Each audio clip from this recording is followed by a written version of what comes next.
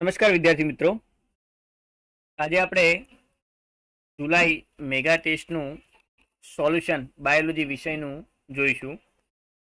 આપણે બાયોલોજી જે વિષય છે પ્રશ્ન નંબર 91 થી ચાલુ થાય છે.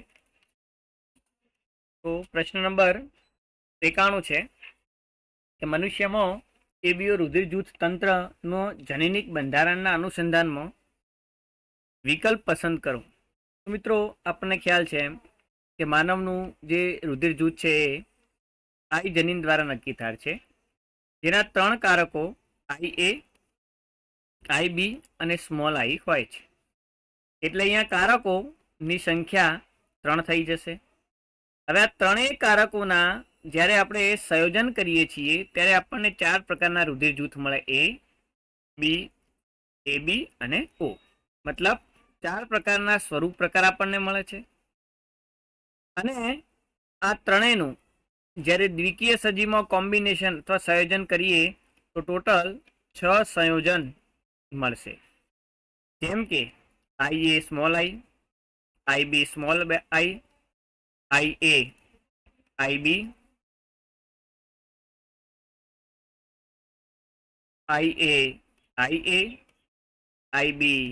IB અને સ્મોલ આઈ. એટલે આ 6 પ્રકારના સંયોજન, તો એને આપણે જનીન પ્રકાર કહીશું. તો કારકો અહીંયા 3 મળે છે, 4 દેખાવ સ્વરૂપો મળે છે અને 6 જનીન સ્વરૂપો મળે છે. એવો ઓપ્શન આપણી જોડે ડી છે. એટલે 91 અંદર જવાબ ડી આપણને મળી જાય છે. વાત કરીએ પ્રશ્ન નંબર 92ની. તો એક જ પ્રકારના બંને કારકો ધરાવતા સજીવને શું કહેવાય? મિત્રો, જ્યારે એક જ પ્રકારના બંને કારકો હોય તો એને આપણે સમયુગ્મી કહીશું. કેમ કે આ પ્રભાવી પ્રચ્છન્નનો ઉલ્લેખ નથી, પણ એક જ પ્રકારના કારકો ધરાવે છે. એટલે કે કા એ કેપિટલ ટી હોઈ શકે, કા સ્મોલ ટી હોઈ શકે. અને બંને આને સમયુગ્મી પ્રભાવી અને સમયુગ્મી પ્રચ્છન્ન કહેવાય. તો અહીંયા સમયુગ્મી શબ્દ યોગ્ય રહેશે. એટલે જવાબ અહીંયા 92માં ડી આવે છે. 93માં લખ્યું છે કે મધમાખીમાં ડ્રોન એટલે કે કામદાર શેમાંથી ઉદ્ભવે છે? તો મિત્રો, આપણને ખ્યાલ છે એમ કે કામદાર માખીમાં જે ડ્રોન છે એ અફલિત અંડકોષમાંથી ઉદ્ભવે છે, જેને આપણે કહેતા હતા અસંયોગી જનન. તો અહીંયા 93માં આપણને જવાબ એ મળી જાય છે. પ્રશ્ન નંબર 94ની જે વાત કરીએ તો એવી સ્થિતિ કે જેમાં રંગસૂત્રોની સંખ્યા જીનોમના ગુણનમાં બદલાય છે. જીનોમનો મતલબ થાય છે પૂરેપૂરા ડીએનએ બેવડાઈ જવું. તેને શું કહેવાય? તો મિત્રો, એને આપણે પોલીપ્લોઇડી કહેતા હતા. જ્યારે ડીએનએના રંગસૂત્રમાં 1 કે 2 રંગસૂત્રોમાં વધારો ઘટાડો તો એને એન્યુપ્લોઇડી કહીએ. પણ પૂરા જીનોમના ગુણનમાં બદલાવ થાય છે તો એને આપણે પોલીપ્લોઇડી કહીશું. તો અહીંયા 94માં પોલીપ્લોઇડી જવાબ આવશે. પ્રશ્ન 95 છે કે મેન્ડલના વટાણાના છોડ પર વિરોધાભાસી લક્ષણોનો અભ્યાસ કર્યા બાદ પુષ્પ, શીંગ અને બીજની સાથે જોડાયેલા લક્ષણો અનુક્રમે કેટલા અથવા ખાલી જગ્યા છે? તો મિત્રો, અહીંયા મેન્ડલે ટોટલ 7 લક્ષણો લીધા હતા અને 7 લક્ષણોના વિરોધાભાસી લક્ષણો એટલે 14 થતા હતા. અહીંયા એને એક લક્ષણ તરીકે પુષ્પ લીધું હતું, બીજું શીંગ એટલે કે ફળી લીધી હતી અને ત્રીજું બીજ લીધું હતું. એવા 7 લક્ષણો એને લીધા હતા. પણ પુષ્પમાં જો એક પુષ્પની વાત કરીએ તો પુષ્પમાં લક્ષણ તરીકેના 2 લક્ષણો, એક પુષ્પનો રંગ હતો, બીજું પુષ્પનું સ્થાન હતું. એવી રીતે શીંગ, તો શીંગમાં ફૂલેલી શીંગ, સંકુચિત શીંગ, મતલબ શીંગનો આકાર કેવો છે, અને બીજી વસ્તુ કે શીંગનો રંગ કેવો છે. ત્રીજું બીજ, તો બીજમાં બીજનો આકાર અને રંગ 2 લીધેતા.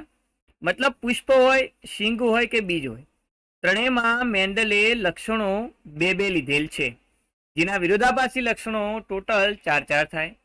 તો અહીંયા લક્ષણો 3ને અનુલક્ષીને કેટલા લીધેલ છે એનો ઓપ્શન સાચો છે એ, કે જેમાં પુષ્પ પણ 2 લક્ષણો સાથે, સિંગ પણ 2 લક્ષણો સાથે અને બીજ પણ 2 લક્ષણો સાથે છે. એટલે 95 જવાબ આપણને એ મળે છે. પ્રશ્ન નંબર 96 છે, જો એક રંગસૂત્ર ઉપર જનીનો એકબીજાથી 6 સેન્ટીમોર્ગન, મિત્રો અહીંયા 6 સેન્ટીમીટર ન સમજવું, કેમ કે રંગસૂત્રો ઉપર જનીનોનું અંતર એ સેન્ટીમોર્ગન હોય છે. તો અહીંયા જે એકમ છે સેન્ટીમોર્ગન છે. તો એક જ રંગસૂત્ર ઉપર જ્યારે 2 જનીનો હોય અને બંને જનીનો વચ્ચેનું અંતર 6 સેન્ટીમોર્ગન આપ્યું હોય તો એ અને બી વચ્ચે સંલગ્નતા કેટલી છે? તો મિત્રો અહીંયા જેટલું અંતર હોય એટલું જ એનું પુનઃ સંયોજન હોય. તો અહીંયા આપણે સમજી શકીએ કે અંતર 6 સેન્ટીમોર્ગન છે, તો અહીંયા પુનઃ સંયોજન 6% થાય, પણ પૂછી છે આપણને સંલગ્નતા, એટલે 100 માંથી 6% બાદ કરતા 94% સંલગ્નતા આપણને મળે. એટલે જવાબ અહીંયા સી મળે છે. 96 અંદર પ્રશ્ન નંબર 96 જવાબ સી. 97 નંબરનો ક્વેશ્ચન છે. ક્વેશ્ચન પૂછ્યો છે કે જો માતાનું રુધિર જૂથ એ હોય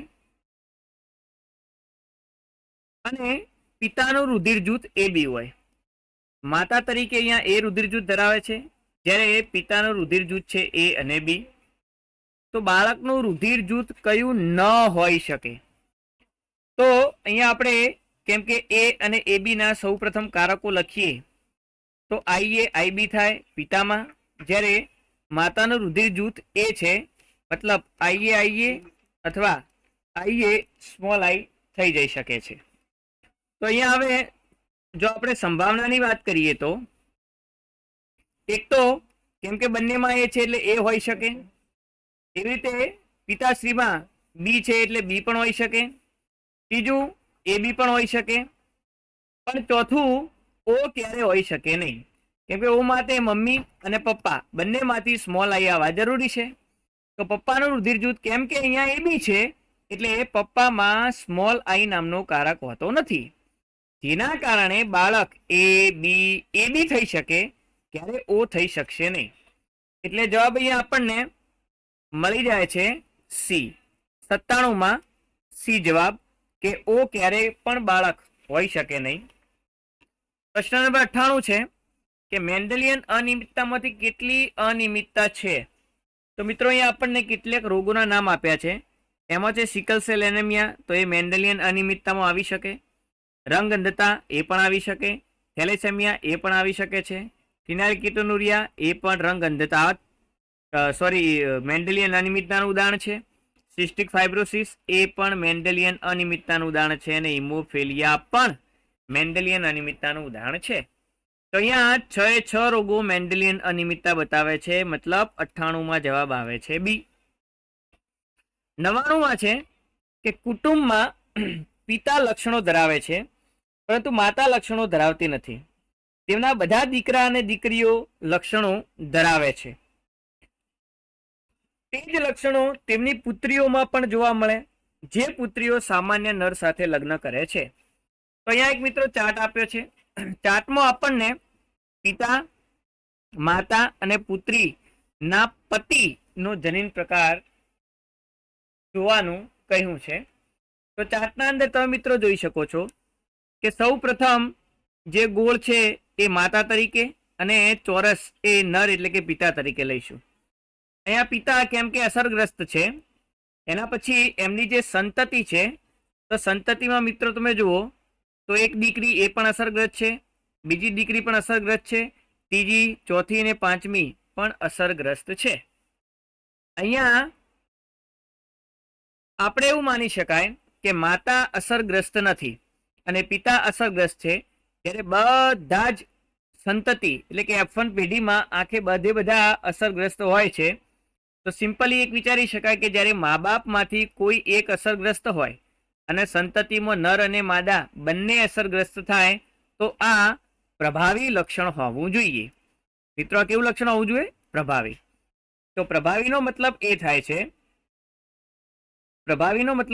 છે કે અહીંયા કેમ કે પિતા અને માતા બંનેમાંથી ખાલી પિતા એ રોગિષ્ઠ છે, તો પિતા આપણે માની શકીએ કે સમયુગ્મી ડબલ એ ધરાવતા હોવા જોઈએ, જ્યારે માતા રોગિષ્ઠ નથી. માતા રોગિષ્ટ નથી એટલે એ સ્મોલ એ અને એના પતિ, હવે પુત્રીઓમાં તમે જોઈ શકો છો તો એક જ પુત્રીએ અન્ય પુરુષથી લગ્ન કર્યા છે અને અન્ય પુરુષ એ રોગિષ્ટ નથી, તો એ પ્રચ્છન્ન હોવો જોઈએ. તો અહીંયા કેમ કે પુત્રીમાં એક પ્રભાવી જનીન આવી જાય છે જેના કારણે એ કેવો થઈ જાય છે, પુત્રી કેવી થઈ જાય છે, રોગિષ્ટ થઈ જાય છે. તો પિતા અહીંયા ડબલ એ, માતા સ્મોલ ડબલ એ અને પતિ પણ સ્મોલ ડબલ એ ધરાવતું હોવું જોઈએ. તો આ રીતે આપણને જવાબ એ મળી જાય છે. એટલે 99 જવાબ આવે છે એ. વાત કરીએ પ્રશ્ન નંબર 100 પ્રશ્ન નંબર જે 100 છે એમાં મેન્ડલનો જે દ્વિસંકરણનો પ્રયોગ છે, દ્વિસંકરણના પ્રયોગની આપણને કંઈક ઝાંખી થતી જોવા મળે છે. કીધું છે કે અમુક છોડ પીળો ફળનો રંગ, મતલબ પીળો રંગ માટે કેપિટલ વાય છે, લીલા રંગના ફળમાં પ્રભાવી છે અને લીલા રંગ માટેનું કારક છે સ્મોલ વાય છે. એવી રીતે ગોળ ફળનો આકાર હોય, ગોળ આકાર, એના માટે કેપિટલ આર છે અને અંડાકાર આકાર હોય, અંડાકાર આકાર, તો એના માટે સ્મોલ આર આપ્યો છે. તો મિત્રો અહીંયા આપણને ખ્યાલ છે કે પિતૃ ગોળ અને પીળો ફળ ધરાવતાનું સંકરણ લીલો અને અંડાકાર સાથે એટલે કે પ્રચ્છન્ન પિતૃ સાથે કરીશું, જેના અંદર આપણને F1 પેઢીમાં capital R, small R, capital Y, small Y મળે છે. હવે અહીંયા પૂછ્યું છે કે capital Y, small Y, capital R, small R સાથે પાછું બીજી વાર પ્રચ્છન્ન પિતૃ સાથે એનું આપણે શું કરવાનું છે, સંકરણ કરવાનું છે. મિત્રો જ્યારે આપણે પ્રચ્છન્ન પિતૃ સાથે સંકરણ કરીએ તો આપણે સમજી શકીએ છીએ કે હંમેશા જે પ્રમાણ છે 4 સંતતિનું પ્રમાણ એટલે કે ગોળ પીળી, લીલી અંડાકાર, ગોળ લીલી અને પીળી અંડાકાર એ 1:1:1:1 ના પ્રમાણમાં મળે છે. એટલે કે બધું આપણને એક સમાન પ્રમાણમાં મળશે. તો અહીંયા આપણે જોઈ શકીએ કે જવાબમાં માત્ર સ્વરૂપ પ્રકાર જે છે એ 1:1:1 ના પ્રમાણમાં કંઈક મળતો હોવો જોઈએ. તો જવાબ અહીંયા આપણને સી મળે છે. તો 100 નંબરના ક્વેશ્ચનના અંદર જવાબ આપણને મળે છે સી. મિત્રો અહીંયા જે 100 નંબરનો ક્વેશ્ચન છે એના અંદર 100 નંબરના ક્વેશ્ચનમાં કેમ કે સ્વરૂપ પ્રકાર આપણને 1:1:1 મળે છે તો જનીન પ્રકાર પણ આપણને સેમ જ મળશે. એટલે અહીંયા જવાબ આપણે ડી આપીશું, કેમ કે સ્વરૂપ પ્રકાર અને જનીન પ્રકાર એ 1:1:1 પ્રમાણ જ હશે. એનું કારણ એ છે કે જ્યારે F1 પેઢીથી કોઈ પણ પિતૃ છોડનું સંકરણ કરાવીએ તો જનીન પ્રકાર અને સ્વરૂપ પ્રકાર ઓલમોસ્ટ આપણને સમાન જેવા મળે છે દ્વિસંકરણના પ્રયોગની બાબતમાં. તો કેપિટલ આર, સ્મોલ આરનું કેપિટલ વાય, સ્મોલ આઈ સાથે અહીંયા પ્રચ્છન્ન પિતૃ એટલે કે સ્મોલ આર, સ્મોલ વાય આ બંનેનું જ્યારે સંકરણ કરાવો છો તો આપણને જનીન અને સ્વરૂપ પ્રકાર બંને સેમ મળે છે. એટલે 100માં આપણે જવાબ સી ન રાખતા ડી જવાબ રાખીશું. ડી ફોર દિલ્હી એ એનો જવાબ રહેશે. હવે ક્વેશ્ચન નંબર 101 તરફ જઈએ તો 101 તરફ આપણને સરસ એક ચાર્ટ આપ્યો છે. ચાર્ટમાં મિત્રો બંને જે પિતૃઓ છે એ પ્રભાવી નથી. જ્યારે બંને પિતૃઓ પ્રભાવી ન હોય તો આ પ્રચ્છન્ન લક્ષણ છે એમ કહી શકાય. કેમ કે પ્રભાવી લક્ષણના અંદર બેમાંથી કોઈ એક પિતૃ પ્રભાવી હોઈ શકે. કેમ કે આ બંને પ્રચ્છન્ન છે એટલે આપણે માની લઈએ કે એક કેપિટલ અને એક સ્મોલ કારક, અહીંયા પણ એક કેપિટલ અને એક સ્મોલ કારક ધરાવતું હશે. મતલબ કે આ બંને વાહક છે. આ તમે જુઓ કે આ જે પુત્ર છે એ રોગિષ્ટ થાય છે. રોગિષ્ટ ક્યારે થશે? જ્યારે બંને પ્રચ્છન્ન બાબત એના અંદર આવશે અથવા બંને પ્રચ્છન્ન કારકો હશે. તો અહીંયા પુત્ર અને પુત્રી બંને રોગિષ્ટ હોવાનું કારણ એ છે કે બંનેમાં પ્રચ્છન્નતા વાળા કારકો આપ્યા છે. તો આને જોઈને ઓપ્શનમાં આપણે જોઈ શકીએ કે લિંગ સંકલિત આનુવંશિકતા એ જન્મજાત ચયાપચયની ખામીઓ જેવી કે ફિનાઇલ કીટોનુરિયા છે. તો તો મિત્રો અહીંયા ફિનાઇલ કીટોનુરિયા એ દૈહિક પ્રચ્છન્ન લક્ષણ છે, લિંગ સંકલિત નથી, એટલે એ જવાબ નહીં આવે. આનુવંશિકતા સ્થિતિ ફિનાઇલ કીટોનુરિયા એ દૈહિક રંગસૂત્રીય પ્રચ્છન્ન ખામી, તો મિત્રો આ જવાબ બની શકે, કેમ કે ફિનાઇલ કીટોનુરિયા એ દૈહિક રંગસૂત્રીય પ્રચ્છન્ન ખામી મતલબ દૈહિક પ્રચ્છન્ન જનીનના કારણે થાય છે, તો બી જવાબ મળી શકે. સીમાં વંશાવળી નકશો ખોટો છે, તો એ નથી, વંશાવળી નકશો સાચો છે. પ્રચ્છન્ન અને જાતિ સંકલિત રોગ છે, જેવા કે હિમોફિલિયા, તો આ જાતિ સંકલિત રોગનું ઉદાહરણ નથી. અહીંયા સિમ્પલ આપણને આનુવંશિકતા સ્થિતિ જેવી કે ફિનાઇલ કીટોનુરિયા દૈહિક રંગસૂત્ર પ્રચ્છન્ન, એટલે જવાબ 101 અંદર બી મળે છે.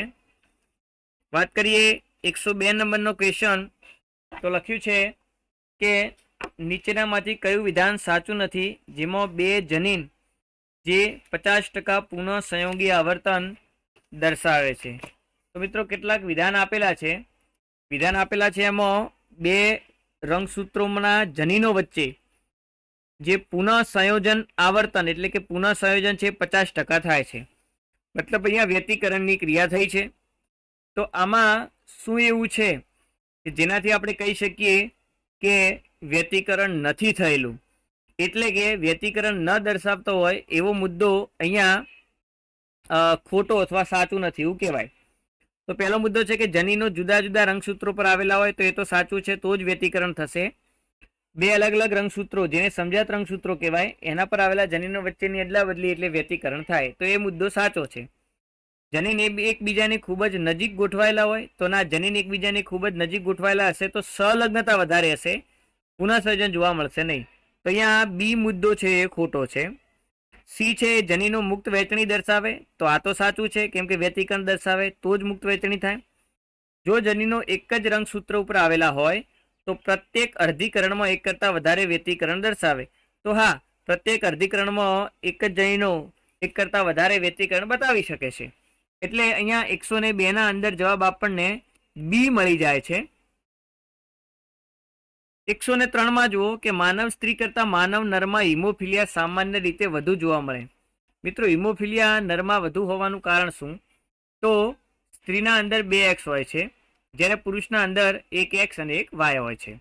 તો હિમોફિલિયા છે X સંલગ્ન પ્રચ્છન્ન ખામીને કારણે થાય છે, મતલબ પુરુષમાં 1 Xમાં જો પ્રચ્છન્ન જનીન આવી ગયો તો પુરુષ રોગિષ્ટ થઈ જશે, પણ સ્ત્રીઓમાં એવું નથી હોતું, કેમ કે સ્ત્રીઓમાં 2 X હોવાના કારણે માની લો કે કોઈ 1 Xના અંદર પ્રચ્છન્ન જનીન આવે છે તો બીજો એનો સમજાત X એને પ્રભાવી જનીન દ્વારા રોગિષ્ટ થતો બચાવી નાખે છે. એટલે સ્ત્રીઓમાં કેમ કે 2 X છે એટલે નર કરતાં સ્ત્રીઓમાં રોગનું પ્રમાણ હંમેશા ઓછું હોય છે. તો આપણે કહી શકીએ અહીંયા કે એક સંલગ્ન પ્રચ્છન્ન જનીનની વિકૃતિના કારણે થતો આ રોગ છે, જેના કારણે સ્ત્રીઓમાં ઓછો અને નરમાં વધારે હોય છે. એટલે 103 અંદર જવાબ આપણને મળી જાય છે સી. 104 છે કે એક પુત્રી કે જેની માતા રંગ અંધતા ધરાવે છે તેના પિતા હિમોફિલિયા અથવા તો હિમોફિલિક છે. એક સ્ત્રી કે જેની માતા કેવી છે? રંગ અંધ છે, જ્યારે એના પિતા કેવા છે? તેની માતા રંગતા ધરાવે છે. તો માની લો આ પુત્રી છે, મતલબ XX, એની માતા, તો ઉપર લખીશું માતા, માતામાં પણ 2 X હોય, એ શું ધરાવે છે? રંગ અંધતા. રંગતા મતલબ બંને સ્મોલ સી X છે એની જોડે. તેના પિતા હિમોફિલિયા ધરાવે છે. એક પુત્રી કે જેની માતા રંગ અંધતા અને તેના પિતા હિમોફિલિયા. હવે અહીંયા પિતાના જો કારકો આપણે દોરીએ તો X અને Y, અને પિતા હિમોફિલિક છે એટલે અહીંયા સ્મોલ h આવવો જોઈએ. જે રંગ અંધ હિમોફિલિક મનુષ્ય સાથે લગ્ન કરે છે.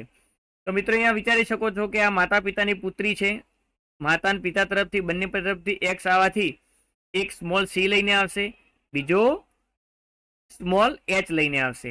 મિત્રો આ જે સ્ત્રી છે એ નથી તો રંગ અંધતાવાળી કે નથી તો હિમોફિલિયા વાળી, કેમ કે એક જે પિતા તરફથી H આવ્યો છે, X આવ્યો છે, એના અંદર કેપિટલ સી છે, કેમ કે પિતા ખાલી હિમોફિલિક હતા, રંગ અંધતા વાળા હતા નહીં. અને માતા તરફથી જે X આવ્યો છે એમાં કેપિટલ H આવી ગયો છે, કેમ કે માતા માત્ર રંગ અંધ હતી. હિમોફિલિક છે નહીં. તો પુત્રીમાં ન તો રંગ અંધતા આવશે, ન તો હિમોફિલિયા આવશે. હવે એવા પુરુષથી લગ્ન કરે છે જે રંગ અંધ હિમોફિલિક મનુષ્ય સાથે લગ્ન કરે છે. મતલબ આ પુરુષ કે જે XY ધરાવે છે એના અંદર સ્મોલ સી જનીન આવેલું છે જે રંગ અંધતા માટે જવાબદાર છે, સાથે સ્મોલ એચ પણ આવેલું છે જે હિમોફિલિયા માટે જવાબદાર છે. તો મિત્રો અહીંયા પુરુષ હિમોફિલિક અને રંગ અંધ બંને રોગોથી પીડાય છે. હવે પૂછ્યું છે તો આમની જે પુત્રી જન્મે એના માટે સાચું શું હોઈ શકે? તો હવે આની પુત્રી જન્મ તો તમને ખ્યાલ છે વિદ્યાર્થી મિત્રો એમ કે પપ્પા તરફથી પણ એક્સ આવશે, મમ્મી તરફથી પણ એક્સ આવશે.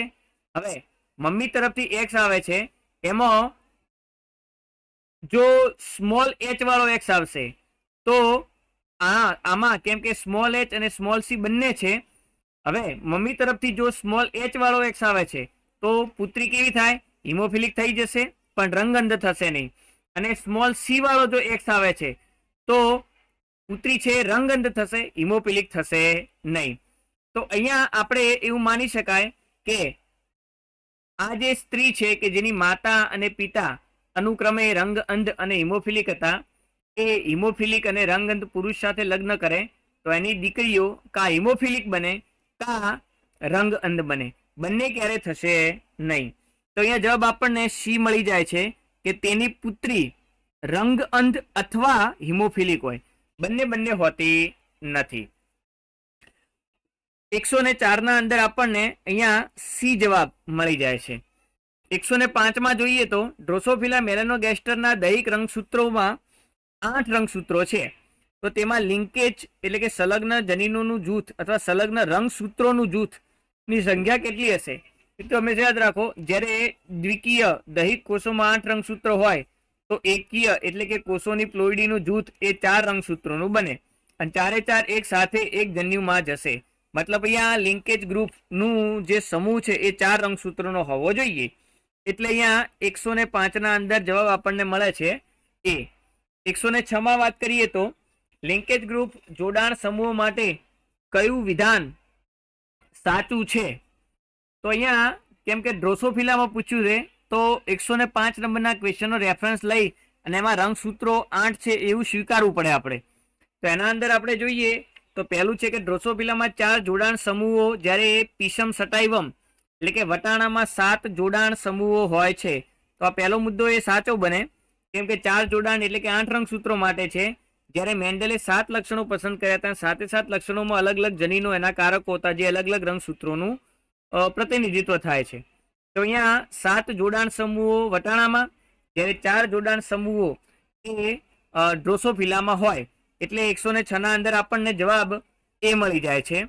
107 નંબરનો ક્વેશ્ચન છે કે HBS પેપ્ટાઇડમાં ગ્લુટેમિક એમિનો એસિડની સંખ્યા કેટલી છે? તો મિત્રો NCERTની બુકના અંદર જે આકૃતિ છે એમાં એક પેપ્ટાઇડ છે HBA જે સામાન્ય વ્યક્તિની છે, જ્યારે એક પેપ્ટાઇડ છે HBS જે સિકલ સેલ એનેમિયાના વ્યક્તિની છે. એમાં પહેલો એમિનો એસિડ, બીજો, ત્રીજો, ચોથો, પાંચમો, છઠ્ઠો એમિનો એસિડમાં તો વેલાઈન આવે છે એ આપણને ખ્યાલ છે, અને 7મો. તો આખી શૃંખલામાં ગ્લુટેમિક એસિડની સંખ્યા કેટલી હશે? તો જરા બુકની આકૃતિ રેફરન્સ તરીકે લેજો. તો એમાં જવાબ આપણને 2 મળે છે, મતલબ 2 ગ્લુટેમિક એસિડ એમિનો એસિડની સંખ્યા હોય છે. એટલે જવાબ અહીંયા 107 ના અંદર આપણને બી મળે છે. 108 ની જો વાત કરીએ તો સરસ એક વંશાવળી નકશો આપેલો છે. વંશાવળી નકશા પ્રમાણે આપણે ઓપ્શન જે છે એનો જવાબ શોધવાનો પ્રયત્ન કરીશું. તો મિત્રો અહીંયા એક ઓપ્શન એક સંલગ્ન પ્રચ્છન્ન છે, દૈહિક રંગસૂત્રીય પ્રચ્છન્ન છે, એક સંલગ્ન પ્રભાવી છે કે દૈહિક રંગસૂત્રીય પ્રભાવી છે. તો મિત્રો ઓપ્શન 4 છે, 4 ને આપણે એનાલિસિસ કરવા પડે. પણ અહીંયા કેમ કે એક હિન્ટ દ્વારા આપણને તરત જ ખબર પડી જાય એવી છે તો ડાયરેક્ટ એના તરફ જ આપણે જઈશું કે અહીંયા નર અને માદા બંને કેવા છે? નર છે રોગિષ્ઠ છે, જ્યારે માદા છે વિષમયુગ્મી અથવા નોર્મલ, બેમાંથી કોઈ એક હોઈ શકે. તો માની લો કે અહીંયા નર રોગિષ્ઠ છે એને એક વિષમયુગ્મી તરીકે માનો, અને માદાને પણ વિષમયુગ્મી તરીકે માનો. હવે કેમ કે નર અને માદાના અંદર આ બંને વિષમયુગ્મી હોય અને પહેલો કેસ આપણે પ્રચ્છન્ન છે એવી તર માનીએ, પહેલો કેસ દૈહિક રંગસૂત્રમાં પ્રચ્છન્ન છે એવું માનીએ, તો મિત્રો નર માટે બંને સ્મોલ એ કરવા પડે, કેમ કે પોતે કેવો છે, રોગિષ્ટ છે. તો આપણે માદાને વિષમયુગ્મી, જ્યારે નરને સ્મોલ એ પ્રમાણે કેવો, રોગિષ્ટ બતાવીશું. હવે એની 3 સંતતિ છે. એમાં એક દીકરી છે, રોગિષ્ટ છે, તો એ બંનેમાં પ્રચ્છન્ન જનીનો સ્મોલ એ હશે. દીકરો છે એ સામાન્ય છે, તો મમ્મી તરફથી એક કેપિટલ એ, જ્યારે પપ્પા તરફથી સ્મોલ એટલે વિષમયુગ્મી હોઈ શકે. જ્યારે જે છોકરો છે એ કેવો છે, તો એ રોગિષ્ટ છે, તો મમ્મી અને પપ્પા બંને તરફથી સ્મોલ એ મળવા જોઈએ. હવે મિત્રો તમે જોઈ શકો કે બીજા નંબરની પેઢીમાં છે માતા રોગિષ્ટ છે પણ પિતા નોર્મલ છે, અને એની એક છોકરી અને એક છોકરો છે, બંને નોર્મલ છે. તો અહીંયા પિતા કા સંપૂર્ણ રીતે નોર્મલ હશે કા પછી વિષમયુગ્મી હશે. સંપૂર્ણ રીતે નોર્મલ હશે કે વિષમયુગ્મી હશે એ કઈ રીતે કહી શકાય? તો ત્રીજા નંબરની પેઢીમાં જો દીકરી લગ્ન કરે છે કન્યા પુરુષ સાથે, અને એના અંદર જો બંને નોર્મલ છે છતાંય બંને છોકરાઓ રોગિષ્ટ છે, તો આપણે માની શકીએ કે આ બંને વિષમયુગ્મી હોવા જોઈએ. અને આ બંને જ્યારે વિષમયુગ્મી હોય તો જે ત્રીજા નંબરની સંતતિમાં છોકરી છે એ બીજા નંબરની પેઢીમાંથી પુરુષમાંથી એક લક્ષણ સાથે આવી જોઈએ. તો એક લક્ષણ મમ્મીનું તો સ્મોલ એ છે જ, પણ પુરુષનું એક લક્ષણ કેપિટલ એ હોવું જોઈએ. હવે બીજું લક્ષણ કયું છે એ આપણને ખ્યાલ નથી. માની લઈએ કે એક કેપિટલ એ છે, બીજું કા સ્મોલ એ છે કા કેપિટલ એ છે, પણ એનાથી કોઈ ફરક પડવાનો નથી અહીંયા. હવે વાત કરીએ બીજા નંબરની પેઢીમાં બીજા નંબરનો જે બાળક છે એની, તો પુરુષ છે વિષમયુગ્મી છે, જ્યારે એને છોકરીથી લગ્ન કરે છે અને એમાં એક નર સંતતિ રોગિષ્ટ બને, તો અહીંયા કેમ કે બંને પ્રચ્છન્ન જનીનો હોવા જોઈએ, તો જે છોકરીથી લગ્ન કરે છે એ પણ કેવી છે, વિષમયુગ્મી છે. એવી રીતે ત્રીજા નંબરની વાત કરીએ તો બંને સ્મોલ એ ધરાવતો પ્રચ્છન્ન છોકરો રોગિષ્ટ છે, પણ એવી છોકરીથી લગ્ન કરે છે કે જેને બંને કારકો કા પ્રભાવી હશે કા એ કારકો માટે વિષમયુગ્મી હશે. તો આ બંને કેસના અંદર કેમ કે એક સ્મોલ એ આવે તો બીજા તરફથી કેપિટલ એ મળવા જોઈએ, તો આમાં એ રોગિષ્ટ થશે નહીં. તો આ રીતે આપણે ગણતરી કરતા આપણને દૈહિક રંગસૂત્રીય પ્રચ્છન્ન લક્ષણ જોવા મળે છે. એટલે અહીંયા જવાબ 108 અંદર બી આપણને મળી જાય છે. વાત કરીએ 109 કે વંશાવલી ચાર્ટનું અવલોકન કરી તેના વિશે સંગત વિધાન જણાવો.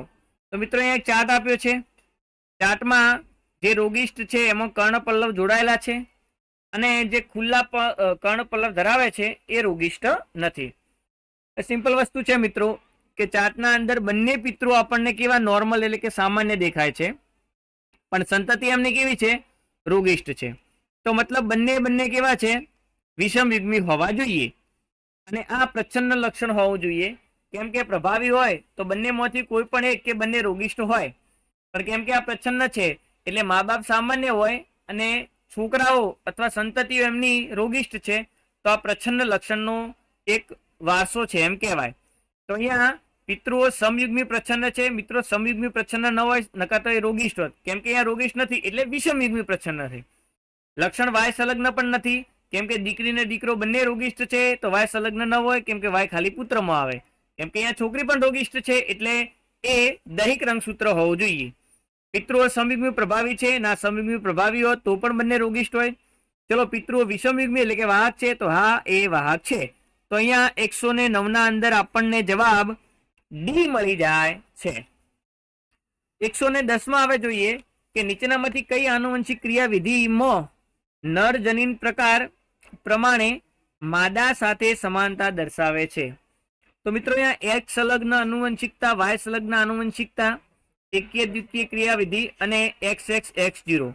તો XX X0 ના અંદર કેમ કે માદામાં 2x હોય છે, જ્યારે નરમાં x અને 0 હોય, અને નર 2 પ્રકારના શુક્રકોષો ઉત્પન્ન કરે. એક સંલગ્નમાં પણ એવું છે કે ZZ, એક સંલગ્નતાના અંદર પણ એવું છે ZZ અને ZW. તો જે ZW છે એ 2 પ્રકારના અનુકોષો ઉત્પન્ન કરે. વાય સંલગ્નના અંદર તમે જુઓ તો XY અને XX તો બંને અલગ અલગ આપે, પણ એકીય દ્વિકીયમાં જુઓ તમે તો અંડકોષ છે એ પણ 16 રંગસૂત્રો ધરાવે, જ્યારે શુક્રકોષ છે એ પણ 16 રંગસૂત્રો જ ધરાવે છે. અને એકીય દ્વિકીય ક્રિયાવિધિમાં જનીન પ્રકાર પ્રમાણે માદા સાથે સમાનતા દર્શાવે છે, કેમ કે નરમાં 16 રંગસૂત્રો અંડકોષમાંથી હોય છે, જ્યારે માદામાં 16 રંગસૂત્રો પ્લસ 16 રંગસૂત્રો શુક્રકોષ સાથે જોડાય અને 32 રંગસૂત્રોની માદા બને છે. તો આ શુક્રકોષ ને અંડકોષ બંને 16 રંગસૂત્રો ધરાવે અને સંતતિ એ રંગસૂત્રોની સંખ્યા પર આધારિત હોય છે. તો એક જ એવી ક્રિયાવિધિ છે જેમાં નર ના જનીન પ્રકાર માદા સાથે સમાનતા દર્શાવે છે. એટલે 110 ના અંદર આપણને જવાબ અહીંયા સી ઓપ્શન મળી જાય છે. આગળ વાત કરીએ તો 111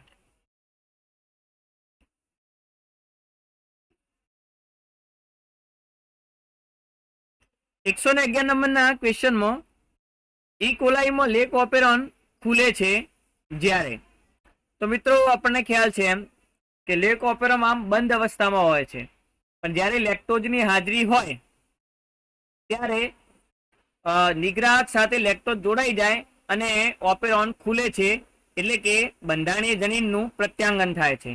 તો જવાબ અહીંયા મળી જાય છે કે લેક્ટોઝ હાજર હોય અને નિગ્રાહક સાથે જોડાય એટલે ઈ કોલાઈમાં ઓપેરોન ખુલશે. એટલે 111 ના અંદર જવાબ આપણને મળે છે એ. 112 છે કે બેક્ટેરિયોફેજ 174 અને બેક્ટેરિયોફેજ લેમડામાં ડીએનએ ની લંબાઈ કેટલી હોય છે?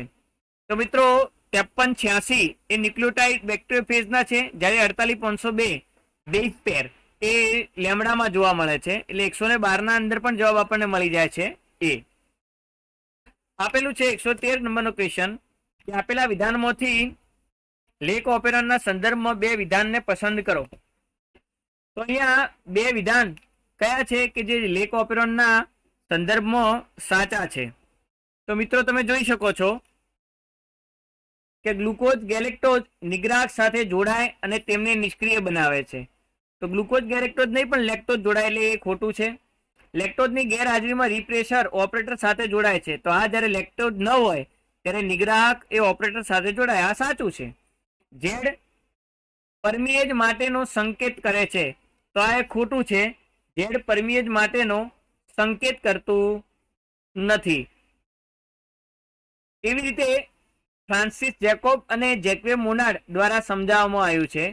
તો આ જે વિધાન છે એ વિધાન સાચું છે.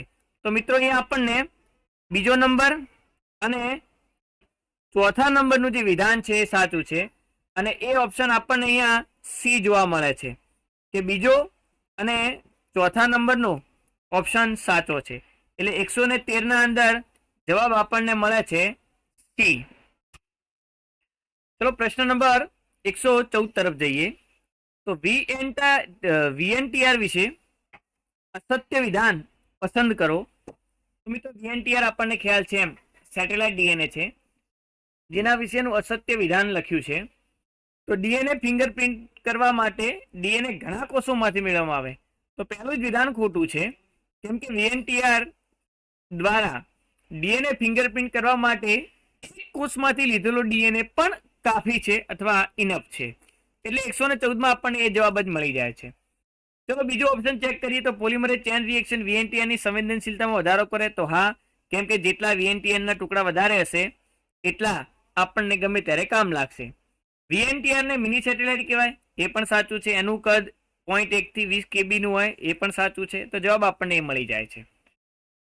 115 માં લખ્યું છે કે એમઆરએનએ પરનો એક્ઝોન નો ભાગ કોના માટે સંકેતન કરે? તો મિત્રો હંમેશા એમઆરએનએ નો એક્ઝોન ભાગ એ પ્રોટીન માટે સંકેતન કરે છે. નીચે આપેલ વિધાનોમાં વિધાન દીઠ એક શબ્દ રેખાંકિત થયેલ છે જે વિધાનને બદલવું જોઈએ નહીં. તો કયો એવો શબ્દ છે જેના કારણે, અથવા કયું એવું વિધાન છે કે જે જૂઠું છે એ આપણે શોધવાનું, ખોટું છે સત્ય છે એ શોધવાનું છે. પહેલું વિધાન છે કે જીવંત વિશ્વમાં તમામ સજીવોમાં ડીએનએ આનુવંશિક દ્રવ્ય હોય જે એક પેઢીમાંથી બીજી પેઢીમાં વહન પામે. તો મિત્રો જીવંત વિશ્વ એટલે કે સજીવ વિશ્વમાં તમામ સજીવોમાં ડીએનએ આનુવંશિક દ્રવ્ય હોતું નથી, કેમ કે વિશ્વના અંદર તો આરએનએ ધરાવતા વાયરસ પણ છે. એ વસ્તુને સ્વીકારવી પડે કે વાયરસ જ્યારે સજીવ શરીરની બહાર હોય તો નિર્જીવ હોય છે, પણ જેવા એ સજીવ શરીરના કોષમાં જાય ત્યારે એ કેવા થઈ જાય, સજીવ તરીકે વર્તણૂક આપે છે. હવે સજીવ તરીકે વર્તણૂક આપે તો એના અંદર આરએનએ આનુવંશિક દ્રવ્ય હોય જ છે, એટલે પહેલું વિધાન એ ખોટું છે. બીજું ચેક કરીએ કે રિબોઝ ન્યુક્લિક એસિડમાં પ્યુરિન પિરિમિડિનનું પ્રમાણ ક્યારે એક બરાબર હોઈ શકતું નથી. એ બરોબર છે, કેમ કે એક બરાબર હોય એટલે કે અચળ હોવું, પ્યુરિન પિરિમિડિનનું પ્રમાણ અચળ હોવું એ છારગાપનો નિયમ ડીએનએ માટે લાગુ પડે, આરએનએ માટે નહીં. અહીંયા રિબોઝ ન્યુક્લિક એસિડ એટલે કે આરએનએની વાત કરી છે, તો આ વિધાન સાચું છે. ડીએનએમાં બધા જ ન્યુક્લિયોટાઇડનો ત્રીજો કાર્બન ને પાંચમો કાર્બન અણુ ફોસ્ફોડાયસ્ટર બંધની રચના કરે, તો એ પણ સાચું છે. એક ચક્રીય નાઇટ્રોજન બેઝ હંમેશા બીટા ડીએનએમાં એટલે કે દ્વિકુંતલીય ડીએનએમાં દ્વિચક્રીય નાઇટ્રોજન બેઝ વાળા નબળા હાઇડ્રોજન બંધ સાથે બનાવે છે, તો એ પણ સાચું છે, કેમ કે હંમેશા પિરિમિડિન એ પ્યુરિન સાથે હાઇડ્રોજન બંધથી જોડાય છે. હા, હાઇડ્રોજન બંધની સંખ્યા 2 કે 3 હોઈ શકે, પણ અહીંયા કેમ કે હાઇડ્રોજન બંધથી હાઇડ્રોજન બંધ એ વીક બોન્ડ છે, એટલે કે નબળા હાઇડ્રોજન બંધથી જોડાય છે. તો અહીંયા મિત્રો બી, સી અને ડી આ 3 સાચા છે, એ ખોટું છે, એટલે જવાબ 116 અંદર આપણને મળી જાય છે. એના પછી જો વાત કરીએ તો લખ્યું છે કે છારગાપના નિયમના સંદર્ભમાં તે વિકલ્પ પસંદ કરો જે યોગ્ય બેઝ જોડે છે. તો મિત્રો છારગાપનો નિયમ છે કે એ એડિનિન ને થાઇમિન તથા ગ્વાનિન ને સાઇટોસિનનું પ્રમાણ હંમેશા કેવું હોય છે, સમાન હોય છે. તો આપણે જોઈ શકીએ કે એટી ને સીજી એ બંને જોડી સ્વરૂપે આપેલા છે, એટલે 117 અંદર સી જવાબ મળી જાય. 118 નંબરનો પ્રશ્ન છે કે રંગસૂત્ર 1માં એ જનીનો હતા, રંગસૂત્ર વાયમાં બી જનીનો હતા. તો મિત્રો એના અંદર 2968, જ્યારે બીના અંદર એટલે કે વાયમાં રંગસૂત્રમાં જનીનોની સંખ્યા 231 છે, એટલે અહીંયા આપણને જવાબ મળે છે ડી. તો 118 ના અંદર આપણને જવાબ ડી મળી જાય છે. વાત કરીએ 119માં, તો 6 સંકેતો દ્વારા સંકેતન પામતા 3 એમિનો એસિડમાં એક લ્યુસીન છે. મિત્રો અહીંયા ટોટલ 6 સંકેતો આપ્યા છે, એમાં 6 સંકેતોમાં 6 એમિનો એસિડ મળે. 3 એમિનો એસિડ 6 સંકેતો છે, 6 સંકેતો, તો એમિનો એસિડની સંખ્યા પણ કેટલી છે, અહીંયા 6 છે, પણ એમાંથી 3 એમિનો એસિડનું જૂથ બનાવીએ તો દર 3 એમિનો એસિડે એક એમિનો એસિડ શું છે, લ્યુસીન છે. આમાં પણ એક એમિનો એસિડ શું છે, લ્યુસીન છે. તો સંકેતો જો આ રીતના આપણને 6 આપ્યા હોય તો લ્યુસીન બધા સંકેતો વાંચવા માટે ઓછામાં ઓછા કેટલા પ્રકારના ટીઆરએનએ જરૂર પડે? તો મિત્રો 3 એમિનો એસિડે એક લ્યુસીન આવે છે અને એક લ્યુસીનને લાવવાનું કામ ટીઆરએનએ કરશે, એટલે અહીંયા 2 ટીઆરએનએ હોવા જોઈએ કે જે લ્યુસીનના સંકેતોને વાંચવાનું કામ કરશે. તો અહીંયા જવાબ આપણને મળી જાય છે બી, 2 ટીઆરએનએ હોવા જોઈએ. 120ના અંદર જોઈએ તો ટ્રાન્સલેશનમાં એટલે કે ભાષાંતરમાં પ્રક્રિયા માટે નીચેના પૈકી કઈ જોડનો ઉપયોગ થાય છે? તો મિત્રો હંમેશા યાદ રાખો, ભાષાંતરમાં પહેલો તો એમઆરએનએ જોઈએ, બીજો આરઆરએનએ એટલે કે રિબોઝોમ જોઈએ, ત્રીજું ટીઆરએનએ અનુકૂલક અણુ તરીકે એમિનો એસિડ લાવવા માટે જોઈએ. તો અહીંયા જવાબ આપણને એમઆરએનએ, ટીઆરએનએ, આરઆરએનએ મળે છે, એટલે બી જવાબ 120ના અંદર પણ આપણને મળી જાય છે. 121માં છે કે નીચેનામાંથી આનુવંશિક દ્રવ્યના રંગસૂત્રવાદ સાથે કયું સંકળાયેલું નથી? તો મિત્રો જનીનો અને રંગસૂત્રો જોડમાં આવેલા હોય તો આ તો સંકળાયેલું છે.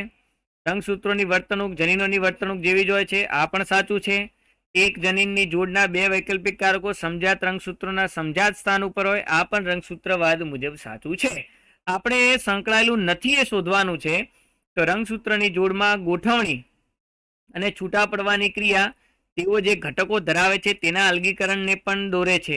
તો મિત્રો આ ખોટું છે, કેમ કે અહીંયા જે રંગસૂત્રોની ગોઠવણી છે અથવા છૂટા પડવાની ક્રિયા છે તે જે ઘટકો ધરાવે છે તેના અલગીકરણને, મતલબ આના અંદર જે ઉપર રહેલા જનીનો છે એનું અલગીકરણ થશે, તે જે ઘટકો ધરાવે છે એના અલગીકરણને પણ દોરે છે.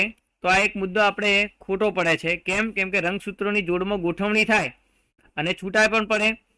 ક્રિયા જેઓ તેઓ જે ઘટકો ધરાવે છે તેના અલગીકરણને પણ દોરે છે. કેમ કે અમુક સંલગ્ન જનીનો હોય તો સંલગ્ન જનીનોમાં બંને રંગસૂત્રો છૂટા પડશે, પણ આ જે સંલગ્ન જનીનો છે એ એકબીજાથી છૂટા પડતા નથી.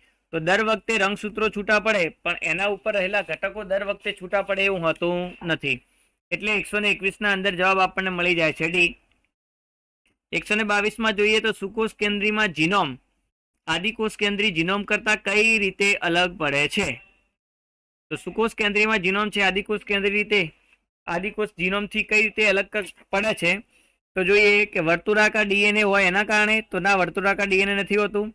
ચલો, હિસ્ટોન અને નોન હિસ્ટોન પ્રોટીન ધરાવે, તો હા, આદિકોષ કેન્દ્રી કોષમાં હિસ્ટોન નોન હિસ્ટોન પ્રોટીન નથી, ત્યારે સુકોષ કેન્દ્રી ધરાવે છે.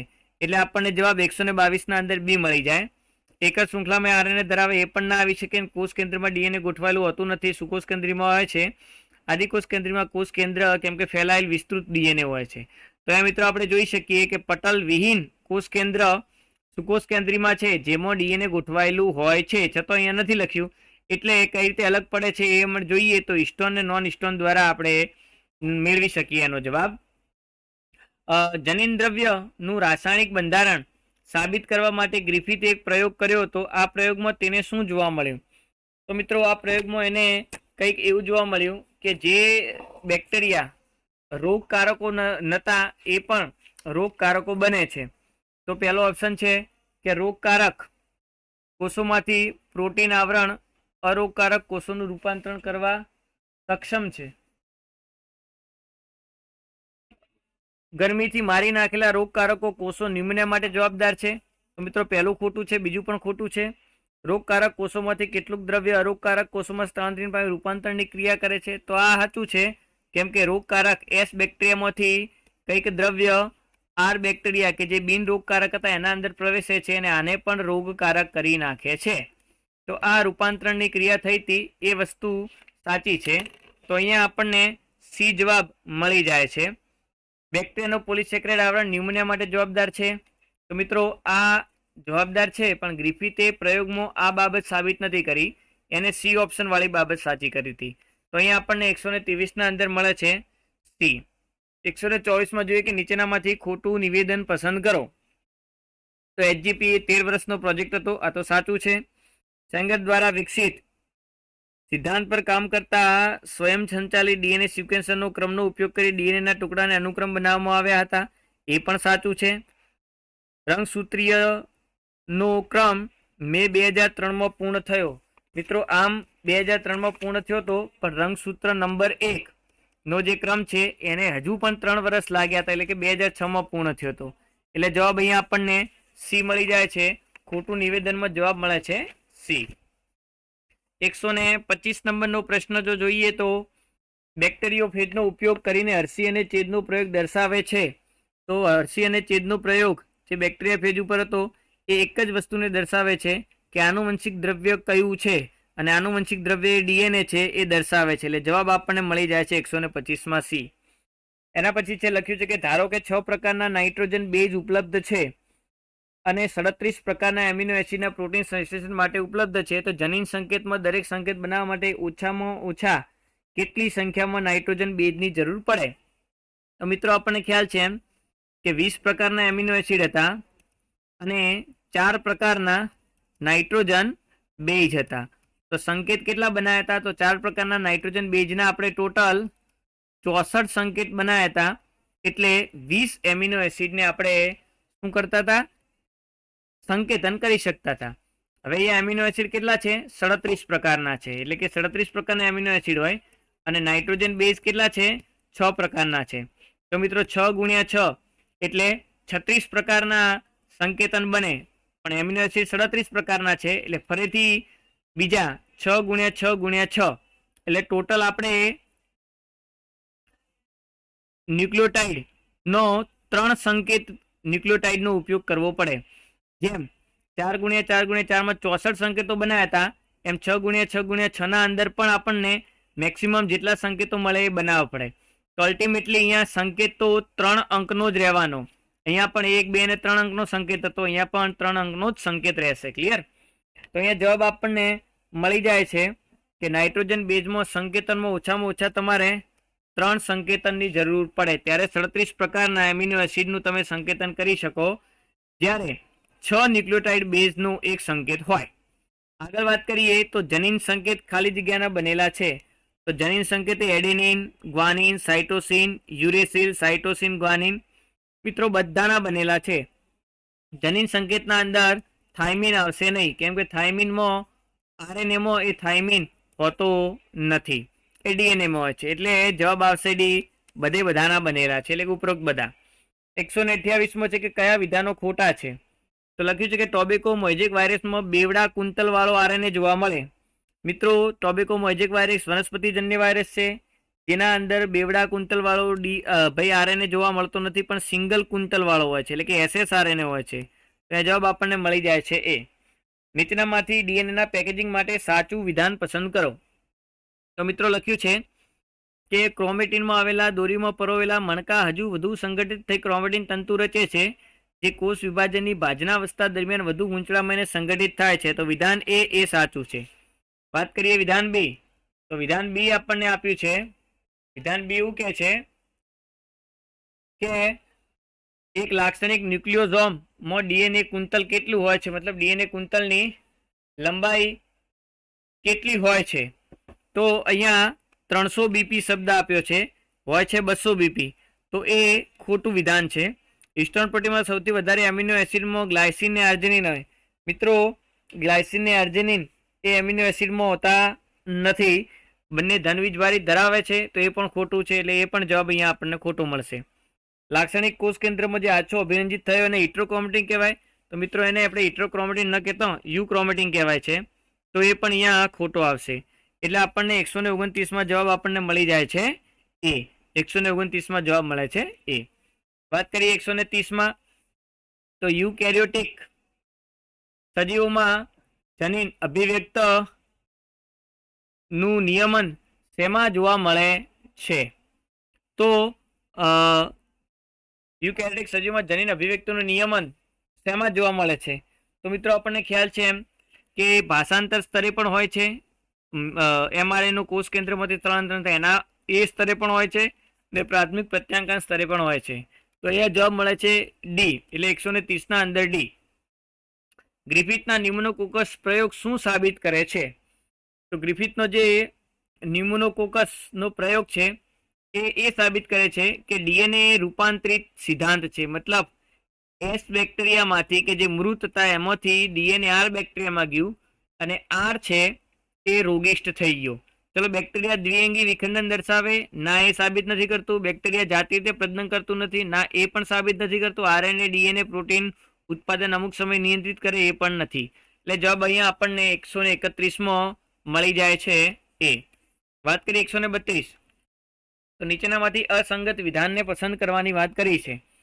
તો સિસ્ટોન ડીએનએ નો ખંડ છે જે પોલીપેપ્ટાઇડ માટે સંકેતન આપે, તો આ તો સાચું છે. સાંકેતિક અનુક્રમ અથવા અભિવ્યક્ત અનુક્રમને એક્ઝોન્સ કહેવાય છે, તો મિત્રો આ પણ સાચું છે. ઇન્ટ્રોન્સ અથવા દખલ કરતા અનુક્રમો પુખ્ત અથવા પ્રક્રિયા કરેલા એમઆરએનએ પર જોવા મળે, તો ના આ ખોટું છે, કેમ કે ઇન્ટ્રોન એમઆરએનએમાં નથી હોતા, ખાલી એક્ઝોન હોય છે. એટલે 132ના અંદર આપણને જવાબ મળી જાય છે સી. 133માં વાત કરીએ તો સુકોષ કેન્દ્રી કોષોમાં 5 એમિનો એસિડના બનેલા પોલીપેપ્ટાઇડનું સંશ્લેષણ દરમિયાન સંશ્લેષણ થાય છે, તો નીચેનામાંથી કયો એક સાચો છે.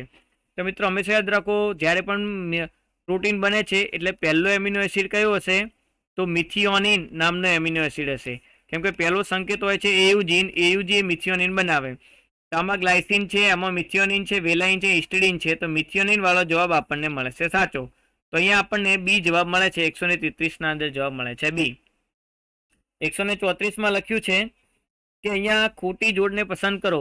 તો યુયુયુ ફિનાઇલ એ સાચું છે, યુએજી આર્જેનિન એ પણ સાચું છે, જીયુજી તો અહીંયા વેલાઇન એ પણ સાચું છે.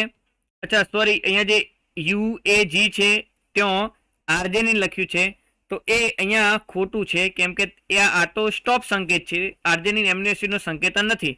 એટલે 134ના અંદર જવાબ આપણને મળી જાય છે બી. ચલો યુજીજી ટ્રિપ્ટોફેન તો એ સાચું છે, તો અહીંયા એ સી ડી સાચું, બી છે એ ખોટું છે, એટલે જવાબ મળે છે બી 134માં. 135 લખ્યું છે કે ડીએનએ ફિંગરપ્રિન્ટ એક એવી પદ્ધતિ છે જેમાં વ્યક્તિની રૂપરેખા બનાવવામાં આવે છે. આ પદ્ધતિ તેના અનુક્રમમાં મળેલા સેટેલાઇટ ડીએનએ ઓળખે અને તેની ઉચ્ચ ડિગ્રીને શું કહેવાય? તો એને ઉચ્ચ ડિગ્રી જે મળે છે એને કહેવાય છે બહુરૂપકતા. મતલબ સેટેલાઇટ ડીએનએમાં જે ડીએનએનો ઉપયોગ થાય છે એ બહુરૂપી ડીએનએ છે એ સાબિત થાય છે ને એના દ્વારા જે ઉપયોગ કરીશું આપણે ડીએનએ ફિંગરપ્રિન્ટમાં. અને ડીએનએમાં જોવા મળતી બહુરૂપકતાથી જ ડીએનએ ફિંગરપ્રિન્ટ ઓળખાય છે.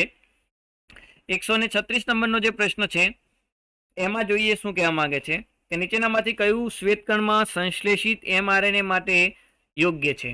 તો મુદ્દો છે કે પુખ્ત આરએનએમાં એક્ઝોન ઇન્ટ્રોન દેખાતા નથી. તો પુખ્ત આરએનએમાં એક્ઝોન અને ઇન્ટ્રોન દેખાતા નથી. મિત્રો પુખ્ત આરએનએમાં એક્ઝોન તો દેખાય, ઇન્ટ્રોન ન દેખાય, એટલે વિધાન ખોટું છે. પુખ્ત આરએનએમાં એક્ઝોન દેખાય છે પરંતુ ઇન્ટ્રોન દેખાતા નથી, તો એ સાચું છે. પુખ્ત આરએનએના ઇન્ટ્રોન્સ દેખાય પરંતુ એક્ઝોન નથી, એટલે સી ખોટું છે. એમઆરએનએ શ્વેતકણનું સંશ્લેષણ કરવામાં આવતું નથી, ના એ પણ ખોટું છે, કેમ કે શ્વેતકણમાં ડીએનએ હોય અને એમઆરએનએનું સંશ્લેષણ કરશે. તો અહીંયા જવાબ આપણને મળી જાય છે બોમ્બે એટલે કે બી. તો 136 અંદર જવાબ મળે છે આપણને બી. વાત કરીએ 137 તો ડીએનએ માટે ખોટું વિધાન પસંદ કરો. તો ડીએનએની મુખ્ય ધરી ફોસ્ફેટ શર્કરા શૃંખલાથી બનેલો હોય છે. તો મિત્રો આ વિધાન સાચું છે. વાત કરીએ પ્રથમ એટલે કે આ વિધાન આપણને સાચું મળે છે.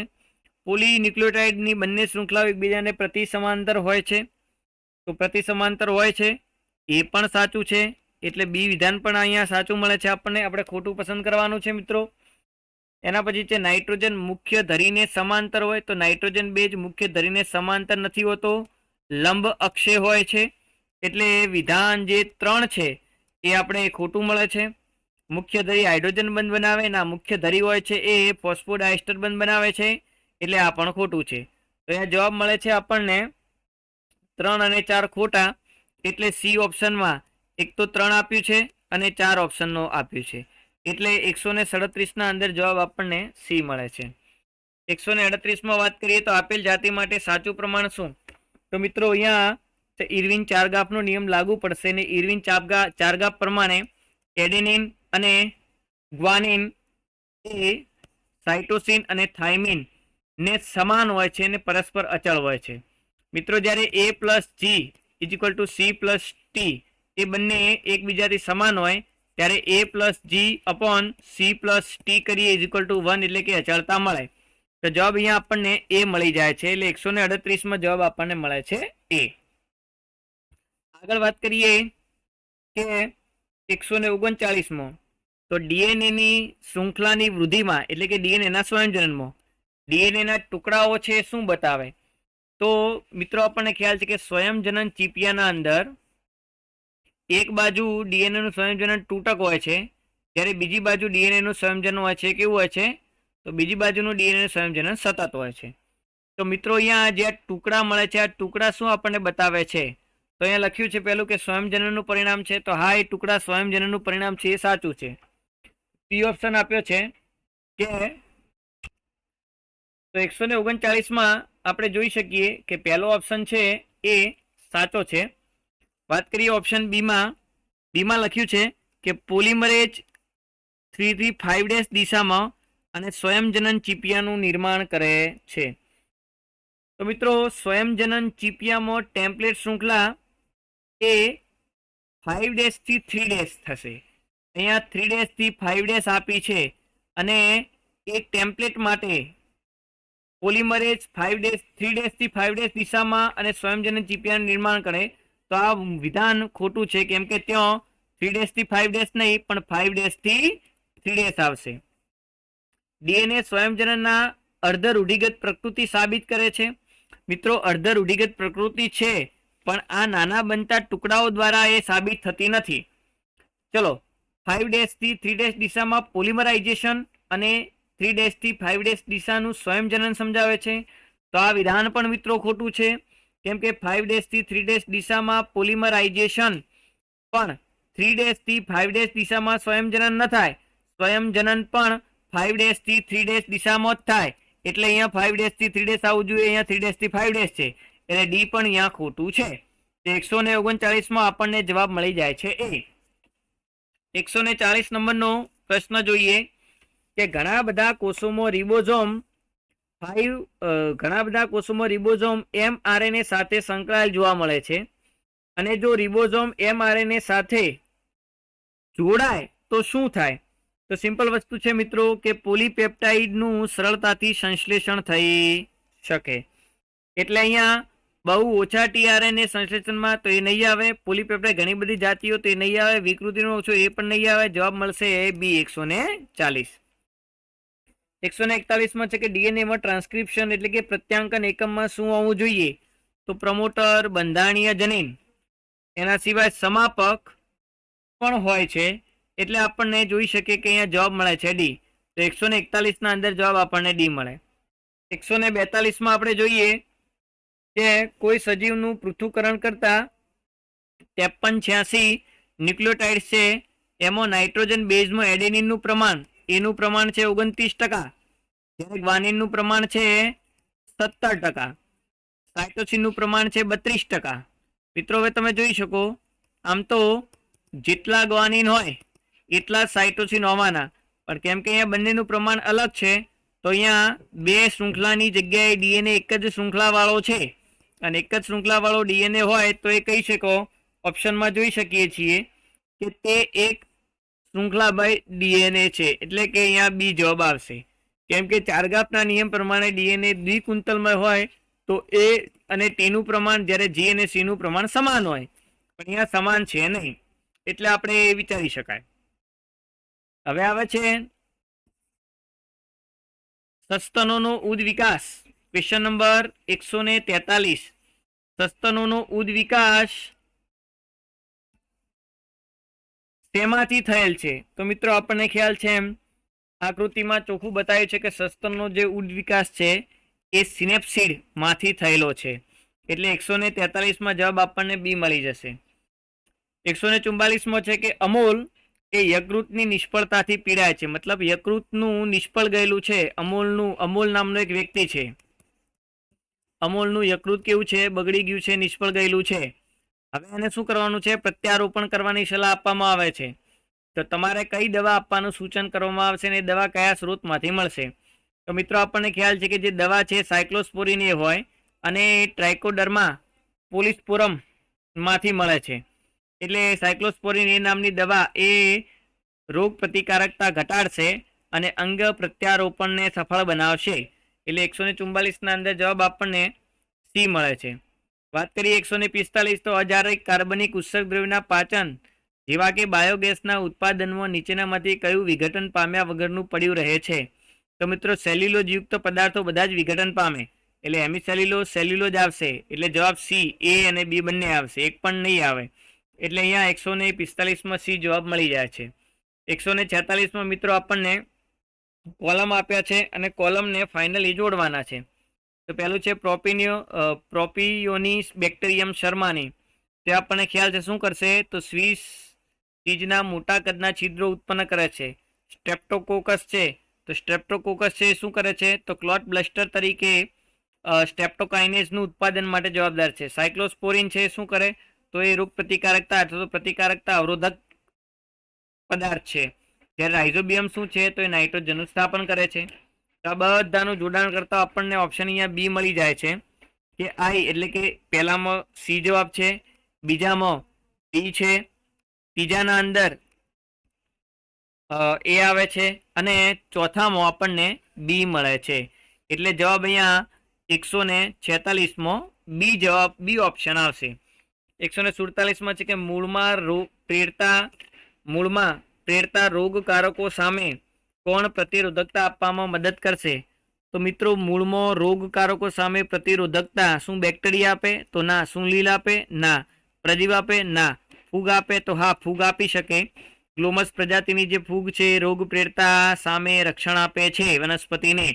એટલે 147 ના અંદર આપણને જવાબ મળી જાય છે ડી.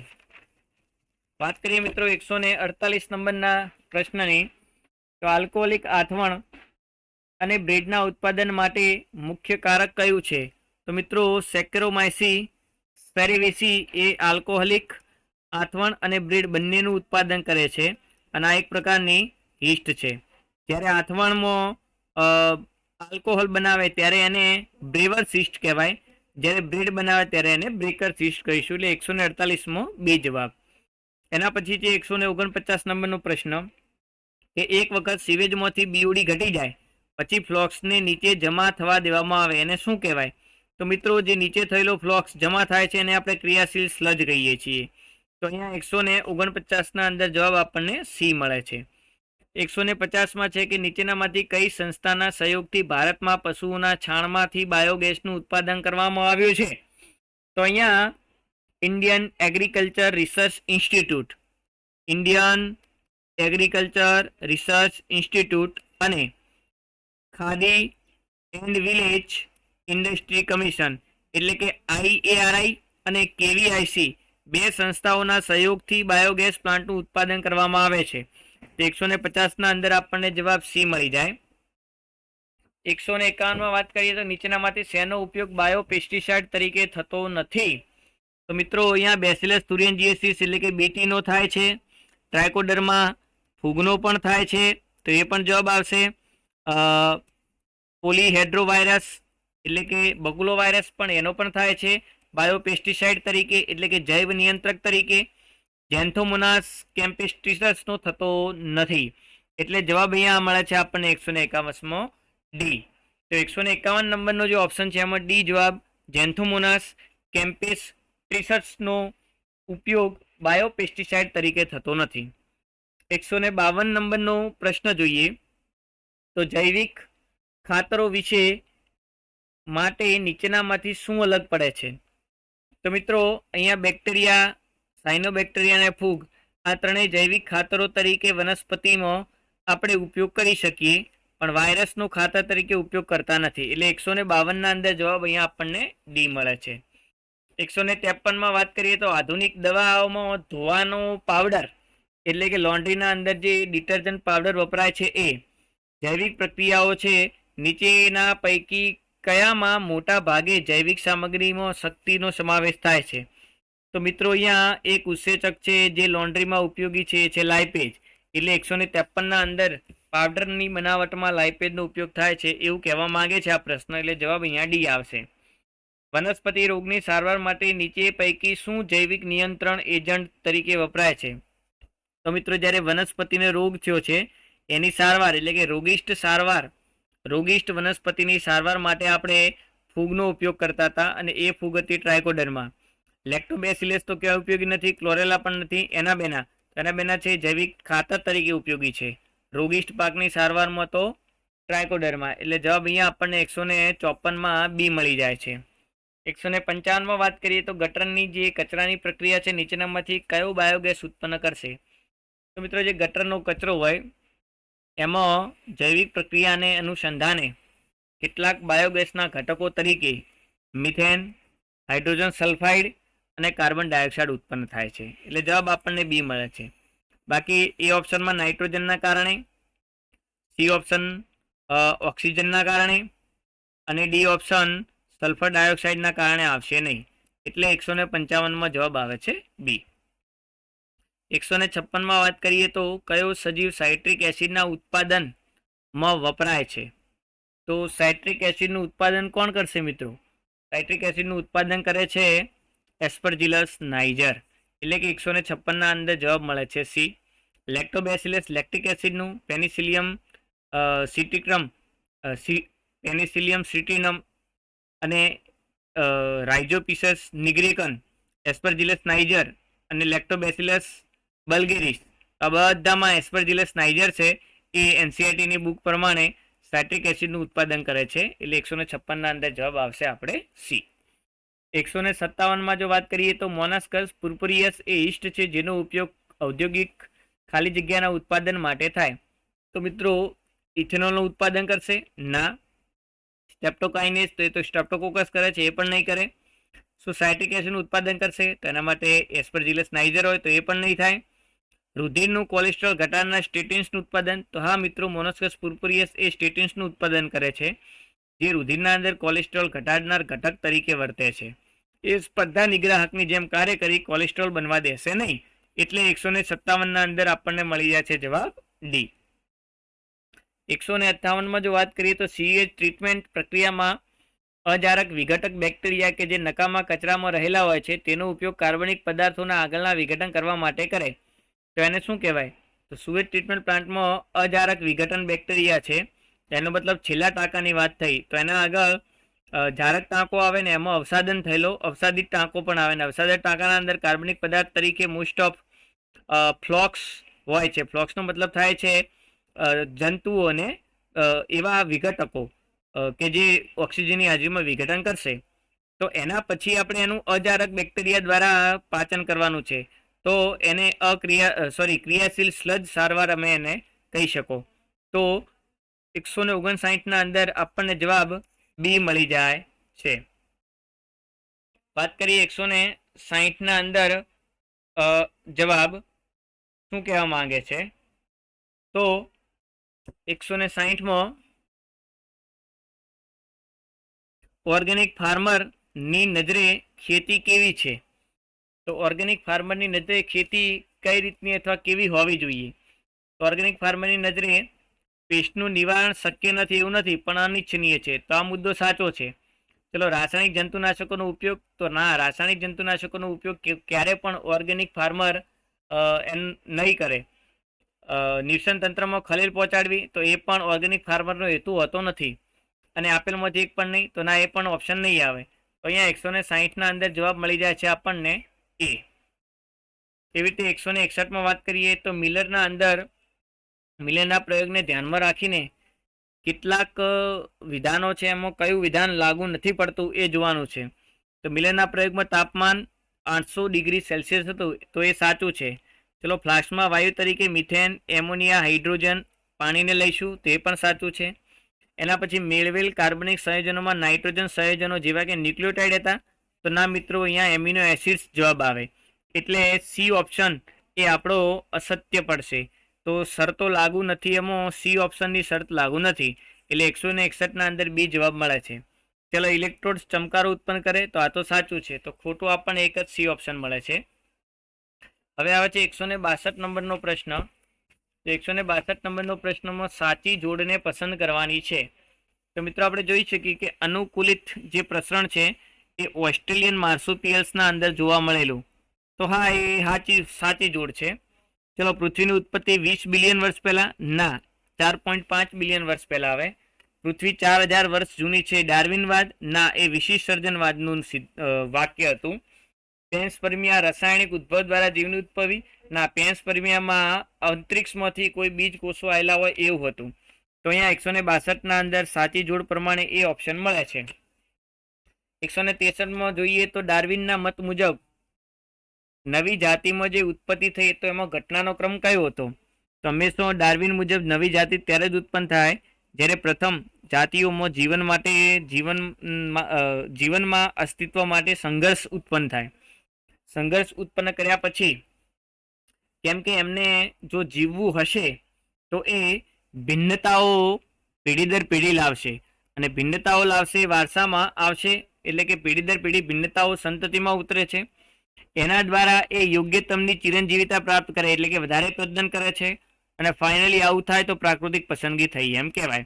તો અહીંયા પહેલા 4, પછી 2, પછી 3, પછી 1 ઓપ્શન છે અને એવો ઓપ્શન અહીંયા આપણને મળે છે ડી. એટલે જવાબ અહીંયા આપણને ડી મળી જાય 163. 164 અંદર જોઈએ તો જૈવિક ઉત્ક્રાંતિ માટે નીચેનામાંથી કયું વિધાન ખોટું છે?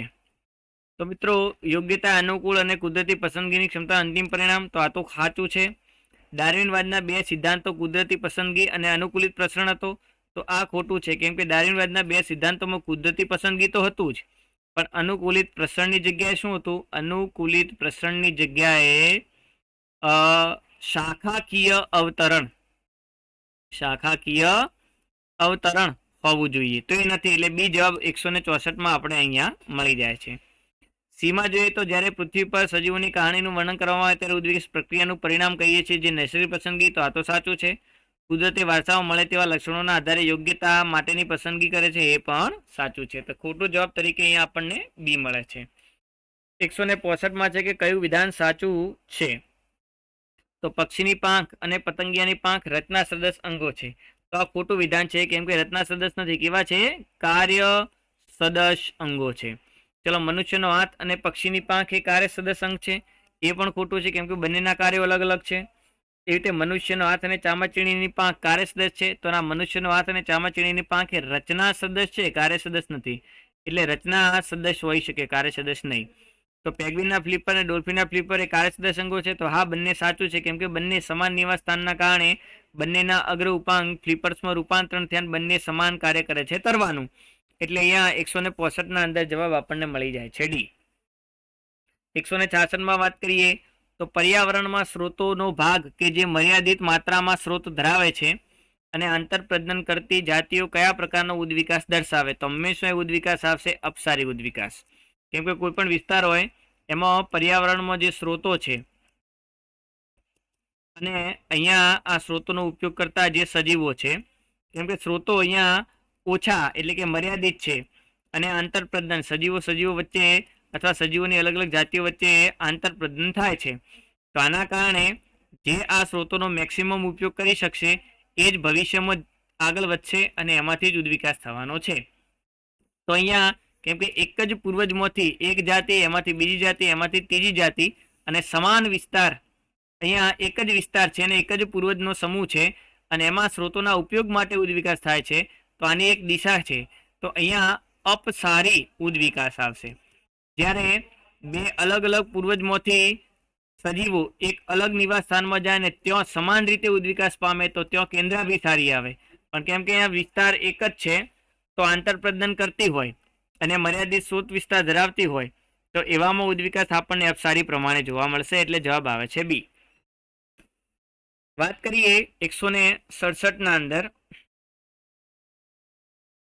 જો અશ્મી એક્સ એ વાય કરતા જૂનો છે તો આનો મતલબ શું થયો? મતલબ આ પૃથ્વી છે, આના અંદર આ સ્તરો છે. અહીંયા લખ્યું છે કે એક્સ એ વાય કરતા જૂનો છે, તો એક્સ નીચે મળ્યો હશે ત્યારે વાય એના ઉપર મળ્યો હશે. તો આપણે કહી શકીએ કે વાયમાં એક્સ કરતાં વધુ અવશિષ્ટ અંગો હોય તો એ તો ખોટું છે. એક્સ એ વાય કરતાં વધારે ઊંડાણમાં અવક્ષેપિત હોય તો આ સાચું છે, કે પૃથ્વીમાં વધારે ઊંડાણે કોણ હશે? એક્સ. વાય હશે એ ઓછું ઊંડાણે છે. તો જવાબ અહીંયા મળી જાય છે બી. એટલે 167 અંદર આપણને જવાબ બી મળે છે. વાત કરીએ 168 તો અસત્ય વિધાન પસંદ કરો. તો નિંદણનાશકો, જંતુનાશકો વગેરેના વધુ પડતા ઉપયોગ કરવાથી માત્ર ઘણા ઓછા ધોરણે પ્રતિરોધક જાતોની પસંદગી, ઓછા ધોરણે એટલે કે ઓછા સમયમાં પ્રતિરોધક જાતો પસંદ કરવામાં આવી છે. તો આ તો સાચું છે. કાર્ય સદસ્ય કેન્દ્રાભિસારી ઉદ્વિકાસનું પરિણામ છે, આ પણ સાચું છે. જ્યારે એક કરતાં વધુ અનુકૂલિત પ્રસરણ એક અલગ ભૌગોલિક ક્ષેત્રમાં દેખાય, વિવિધ વસવાટોનું પ્રતિનિધિત્વ કરે તે અપસારી ઉદ્વિકાસ. તો મિત્રો અહીંયા અપસારી ઉદ્વિકાસ ના આવે, અહીંયા કેન્દ્રાભિસારી ઉદ્વિકાસ આવે. એટલે જવાબ અહીંયા સી અસત્ય વિધાન તરીકે આપણને મળી જાય છે 168. વાત કરીએ 169 તો ડાર્વિનના મત અનુસાર કાર્બનિક ઉદ્વિકાસ નીચેનામાંથી કયા ક્રમમાં થાય છે? મિત્રો અહીંયા કાર્બનિક ઉદ્વિકાસનો ક્રમ આપણે નક્કી કરવાનો છે.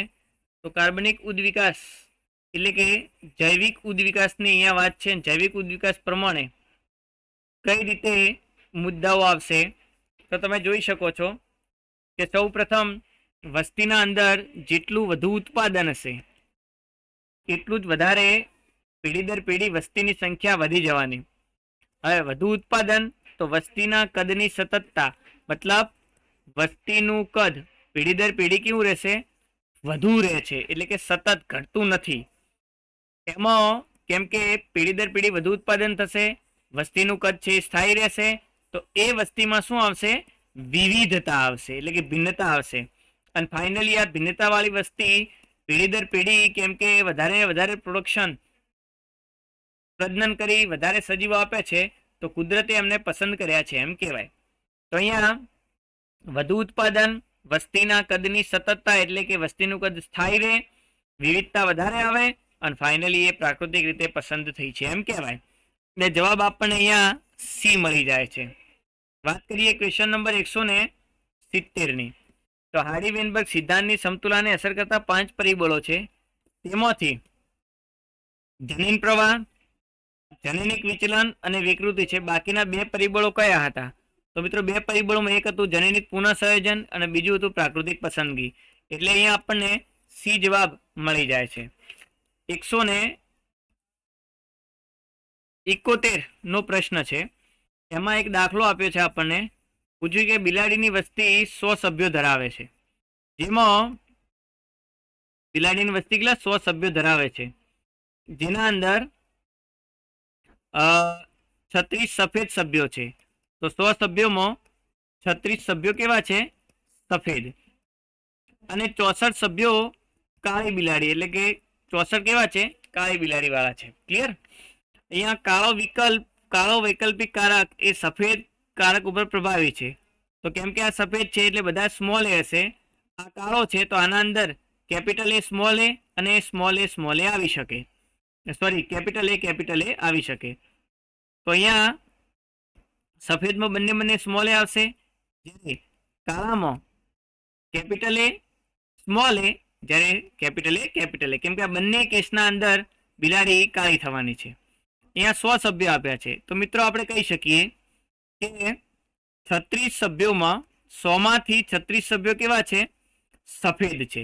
તો 0.36 એની આવૃત્તિ થાય. એટલે small a is equal to ક્યુનો સ્ક્વેર ઇઝ ઇક્વલ ટુ 0.36 આવે. તો અહીંયા ક્યુ બરોબર કેટલા થશે? તો ક્યુ બરોબર 0.36 અંડર રૂટમાં લઈએ એટલે 0.6 આપણને જવાબ તરીકે મળે છે. 0.6 આપણને જવાબ તરીકે મળે છે. તો અહીંયા કેમ કે આપણે જવાબ ક્યુ આપણને 0.6 મળે તો પી કેટલા મળશે? તો સૂત્ર છે કે p plus q is equal to 1. એટલે ક્યુને કરતા બનાવીએ એટલે 1 માઇનસ પીને કરતા બનાવીએ એટલે 1 માઇનસ ક્યુ થાય. એટલે 1 માઇનસ 0.6 ઇઝ ઇક્વલ ટુ 0.4. તો પી શું છે? તો પી એ પ્રભાવી કારકની આવૃત્તિ છે. તો લખ્યું છે કાળા વૈકલ્પિક કારક એટલે કે પ્રભાવી વૈકલ્પિક કારકની આવૃત્તિ કેટલી હશે? તો આવૃત્તિ મિત્રો 0.4 હોવી જોઈએ. આવૃત્તિ કેટલી હોવી જોઈએ? અહીંયા 0.4 હોવી જોઈએ. કેમ કે 0.6 એ આપણને આવૃત્તિ મળી હતી કાળા સભ્યની, સોરી સફેદ સભ્યની. એટલે કે પ્રચ્છન્નની આવૃત્તિ, સફેદની આવૃત્તિ 0.6 છે, જ્યારે પ્રભાવીની આવૃત્તિ છે 0.4. એટલે 171 ના અંદર જવાબ આપણને મળી જાય છે બી. વાત કરીએ હવે ક્વેશ્ચન નંબર 172માં. તો 172માં લખ્યું છે કે મેસોઝોઇક યુગ નો જુરાસિક સમય હોય તો એની લાક્ષણિકતા કઈ છે? મતલબ મિત્રો તમારે આકૃતિ એનસીઈઆરટીની બુકની જે આકૃતિ છે એ આકૃતિ ચેક કરવાની થશે. તમે અહીંયા જોઈ શકો છો કે મેસોઝોઇક યુગ હોય તો એમાં આપણને ત્રિઅંગીઓ અને સાયકેડસ વધારે જોવા મળતા હતા. તો અહીંયા જવાબ આપણને એ મળી જાય છે. ચલો, સરીસૃપોનું પ્રસરણ ને સરીસૃપો સસ્તનની ઉત્પત્તિ તો મેસોઝોઇક યુગની નથી, સિનોઝોઇકનું છે. એના પછી છે ડાયનોસોર લુપ્ત થયા વાળું, તો એ પણ એમાં નહીં આવે. સપુષ્પ વનસ્પતિઓ પ્રથમ ડાયનોસોર જોવા મળ્યા, તો આ પણ નહીં આવે, કેમ કે સપુષ્પી વનસ્પતિ સિનોઝોઇકની છે, તો એ પણ નહીં. એટલે 172 ના અંદર જવાબ આપણને એ મળી જાય છે. 173 ની જો વાત કરીએ તો આપેલ ઘટનાક્રમ છે એને ગોઠવવાનો છે. તો મિત્રો અપૃષ્ઠવંશીઓનો જે ઉદ વિકાસ થયો હતો અને ઉદ વિકાસનો સંક્ષિપ્ત અહેવાલ છે, એમાં આનો જવાબ તમને મળી જાય. તો સૌ પ્રથમ શું આવ્યું? તો પ્રથમ કોષીય જીવનનું નિર્માણ એ આપેલા મુદ્દામાંથી પ્રથમ એ ઘટના થઈ. એટલે પહેલા આપણને બી મળે છે. એના પછી શું થયેલું હોવું જોઈએ? તો પ્રથમ કોષીય પછી અપૃષ્ઠવંશીઓ આવ્યા. તો અપૃષ્ઠવંશીઓ આવ્યા એટલે એ ઘટના બીજી હતી. તો બી પછી એ, બે ઓપ્શન છે સી ને ડી. ચલો એના પછી જોઈએ શું કહે છે. તો સી જુઓ કે દરિયાઈ વનસ્પતિ ને થોડી વનસ્પતિનું નિર્માણ, તો એના પછીની ઘટના એ છે, એટલે એના પછી સી. એના પછી જુઓ કે સરીસૃપો આપણને મળ્યા અને એના પછી છેલ્લે સસ્તનો સચુંદર જેવા આવ્યા. તો અહીંયા આપણને ડી ઓપ્શન મળે છે, બી એ સી ઈ અને ડી. તો અહીંયા બી એ સી પછી ઈ, તો અહીંયા ઈ તો 5મો નંબર છે ને અહીંયા ચોથા નંબરે, તો ડી નહીં, અહીંયા ઓપ્શન આપણને એ મળશે. એમાં તમે જોઈ શકો કે પહેલા બી આવે છે, પછી એ આવે છે, પછી સી, પછી ડી અને પછી ઈ. કેમ કે છેલ્લે છસુંદર છેલ્લે આવ્યા એટલે ઈ ઓપ્શન. તો અહીંયા આપણને 173 અંદર જવાબ મળે છે એ. 174 વાત કરીએ તો 2 કોલમ છે અને જોડવાની વાત છે. તો કે તાજેતરનો યુગ કયો છે? તો મિત્રો તાજેતરનો યુગ સિનોઝોઇક છે. બ્રહ્માંડની ઉત્પત્તિ 20 બિલિયન વર્ષ પહેલા થઈ હતી. પ્રથમ કોષીય જીવની ઉત્પત્તિ એ 2 બિલિયન વર્ષ પહેલા હતી. અને સરીસૃપનો યુગ એ મેસોઝોઇક હતો. તેવી રીતે જવાબ આપણને સી મળે કે 1માં 2, બીમાં 3, સીમાં 4 અને ડીમાં 1. એટલે 174 અંદર આપણને જવાબ મળે છે સી. વાત કરીએ 175 તો સાચી જોડને શોધવાની છે. તો કે આશરે 15 મિલિયન યર એગો ઓસ્ટ્રેલોપેથિક્સ આફ્રિકનની ઘાસભૂમિમાં રહેતા હોવાની શક્યતાને આવશ્યક રીતે ફળ ખાતા હતા. તો મિત્રો આ સાચું છે. તો ના ડ્રાયોપેથિક્સ હતા, ઓસ્ટ્રેલોપેથિસિન હતા નહીં, તો એ ખોટું છે. પ્રથમ માનવ જેવા હોમિનિડી હોમો ઇરેક્ટસ છે, તો ના હોમો હેબિલસ હતા, આ પણ ખોટું છે. સી 1,40,000 વર્ષો વચ્ચે નિએન્ડરથલ ઉદ્ભવ્યા જેમનું મગજ 1400 સીસીનું હતું, તો આ સાચું છે. એટલે જવાબ આપણને મળી જાય છે 175 સી. ચલો, બાળ માનવની ખોપરી પુખ્ત માનવની ખોપરી કરતા વધારે પુખ્ત ચિમ્પાન્જીની ખોપરી જેવી હતી, તો એ ખોટું છે. કેમ કે પુખ્ત ચિમ્પાન્જી કરતો બાળ ચિમ્પાન્જીની ખોપરી પુખ્ત માનવની ખોપરીને મળતી આવે છે.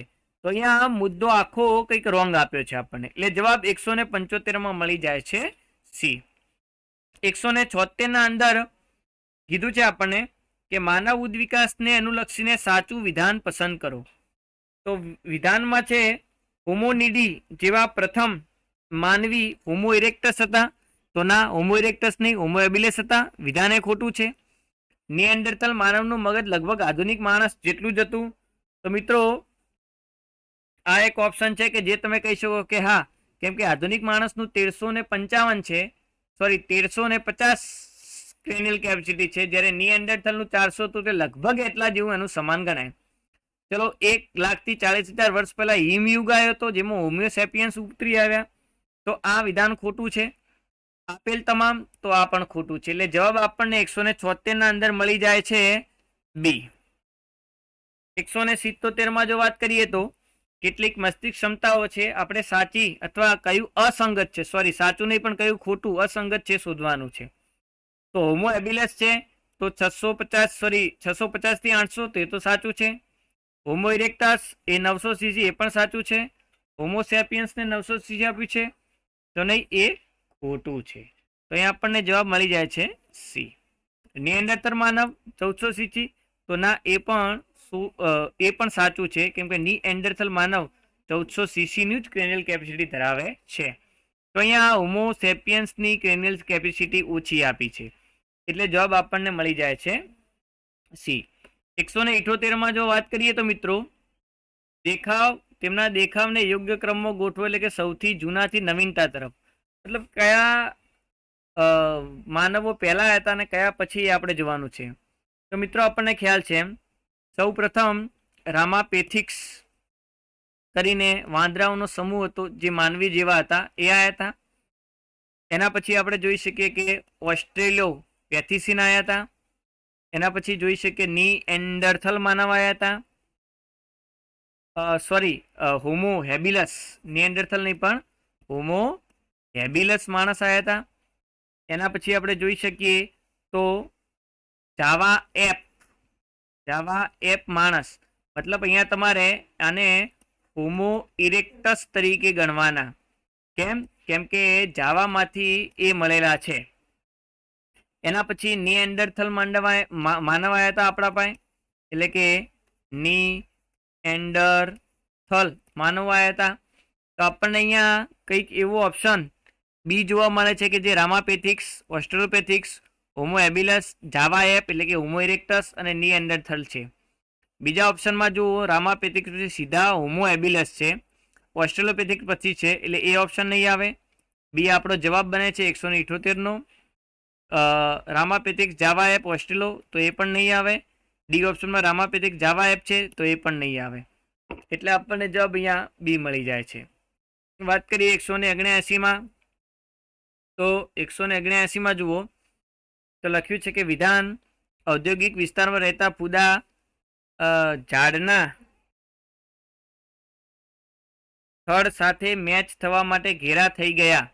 તો એ સાચું છે કે ભાઈ કેમ કે થડ હતું એ કાળા રંગનું હતું, તો જે સફેદ ફૂદા હતા એને કાળા રંગનું એમની જે પાંખોનો રંગ હતો અથવા એનો જે ચામડીનો રંગ હતો એ સફેદમાંથી કાળા કરવાની ફરજ પડી. કારણ છે કે ઉદ્યોગોમાંથી નીકળતો ધુમાડો ફૂદાને ઢાંકી દે જેથી તેઓ ઘેરા બને છે. તો આ વિધાન અહીંયા ખોટું છે. તો વિધાન એ સાચું છે પણ કારણ છે એ કેવું છે? ખોટું છે. એટલે 180ના અંદર જવાબ આપણને મળી જાય છે સી. વાત કરીએ 179માં આપણને સી જવાબ મળશે. સોરી મિત્રો, 179માં જવાબ સી મળે છે. 180ના અંદર તો જવાબ આપણે જોવાનો છે. 180મો પ્રશ્ન છે કે વિધાન એ વાસ્તવિક રીતે વસ્તીનું કદ અમર્યાદિત છે, એનો અર્થ કે વસ્તીમાં સ્પર્ધા થાય છે. તો વિધાન મિત્રો એવું આપ્યું છે કે વાસ્તવિક રીતે વસ્તીનું કદ કેવું હોય? અમર્યાદિત. તો વિધાન મિત્રો અહીંયા ખોટું ઠરે છે. કેમ કે વાસ્તવિક રીતે વસ્તીનું કદ મર્યાદિત હોય છે, અમર્યાદિત હોતું નથી. કારણ કુદરતમાં મળતા સ્ત્રોતો અમર્યાદિત છે. તો મિત્રો આ પણ વિધાન ખોટું છે, કારણ કે કુદરતમાં મળતા સ્ત્રોતો અમર્યાદિત નહીં પણ મર્યાદિત છે. તો અહીંયા વિધાન અને કારણ બંને કેવા છે? ખોટા છે. એટલે 180ના અંદર જવાબ આપણને મળી જાય છે ડી. તો આઈ હોપ કે મિત્રો તમને જુલાઈના મેગા ટેસ્ટનું જે સોલ્યુશન છે એમાં ખબર પડી હોય. નેક્સ્ટ ટાઈમે ઓગસ્ટ મહિનાના મેગા ટેસ્ટ સાથે ફરી મળીએ. ત્યાં સુધી દરેક વિદ્યાર્થીને જય શ્રી કૃષ્ણ, જય ભારત.